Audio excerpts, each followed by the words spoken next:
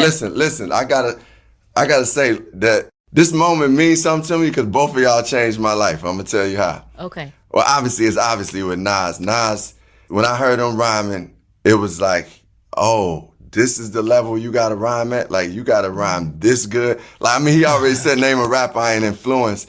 So the way Nas was describing things, I was like, wait, you could use words that good? And his mentality, me and him the same age really, his mentality was on a whole nother level.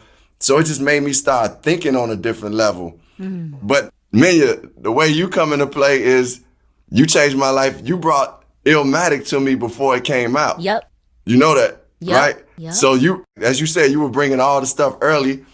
We wasn't getting that stuff in Chicago. So she brought Illmatic.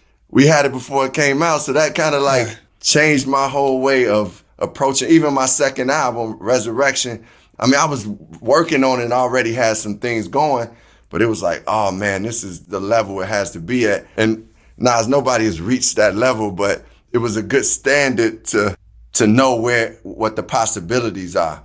And Minya, I'm telling you, because you brought that home, that actually gave me, like, I was really in a place where I was trying to find inspiration. I was listening to John Coltrane. I started listening to Coltrane. I was reading the Quran more and like doing things that I needed to expand my mind. So when you brought Illmatic, because I was already listening to Midnight Marauders, listening to Return of the Boom Bap. I was listening to Souls of Mischief and that stuff. But then Illmatic was like, man, it just changed my life at that point. Like, I could cite like John Coltrane, The Last Poets, you know, the Quran and like different books of Buddhism. And Illmatic is one of those things that was like, okay. And that was probably 2021. That was like life changing for me. Hey, yo, Eeze.